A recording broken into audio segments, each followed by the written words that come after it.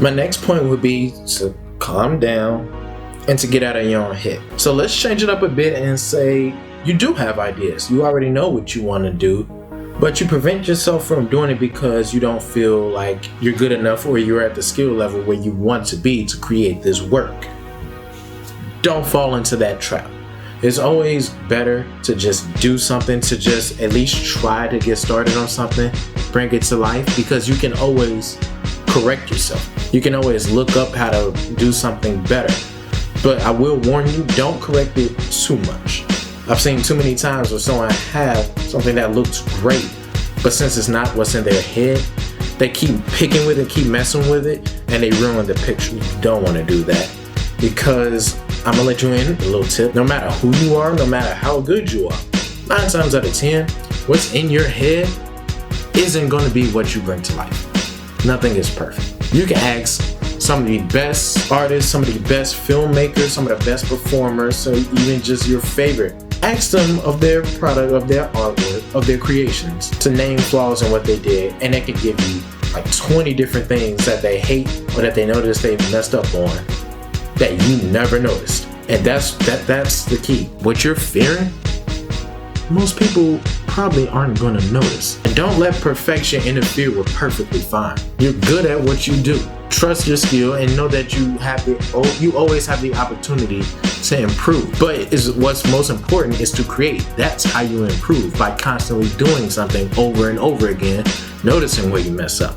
If you don't create anything because of fear of you messing up or fear you not being good enough, how are you going to improve?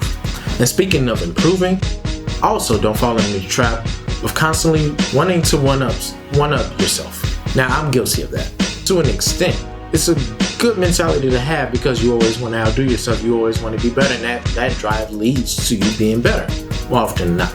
But also it can lead to discouragement when you're working on a project and you fear that the past one was better, or that it's like you've reached a plateau. This isn't like improving as much as I wanted it to do. Don't fall into that trap either. Perfection doesn't always work how you think it does. You have a tendency to, just go linear, like it's okay, then good, then great, then better, then best. Like, it doesn't always work that way. Sometimes you have something that's your best work. The next one is just okay. Something else after that, it's like, okay, that's good, it's better, but not as good as the first one. Then you create something that's on the same level. Then next thing you know, the next one is like just shatters what you did before. It kind of goes back and forth. Don't be afraid of that.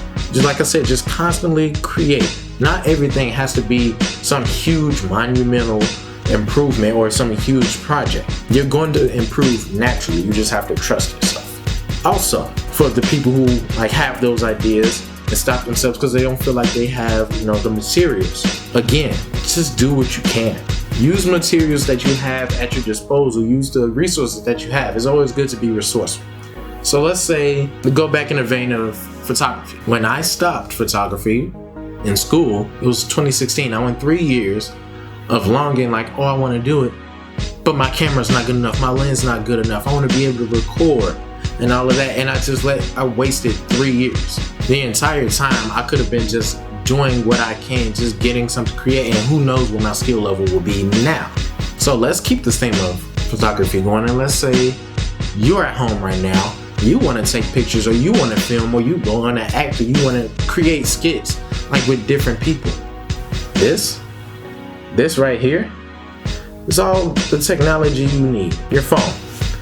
I was watching an interview with one of my inspirations, Donald Glover, Childish Gambino, and he said people will ask him how do I get into making movies and all of that. He said you have a phone.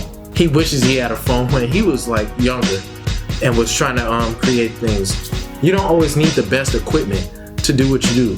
Sometimes that leads to you over time losing ambition and interest in something that you could have been great at, something that you could have been doing and constantly improving on. So by the time that you get the equipment that you always wanted, you're already adept at your craft. So use your phone to take pictures. Use your friends or associates or friends of friends. Ask hey, I want to do this. Are you in? Use your friends and family to your disposal. They'll be glad to help you.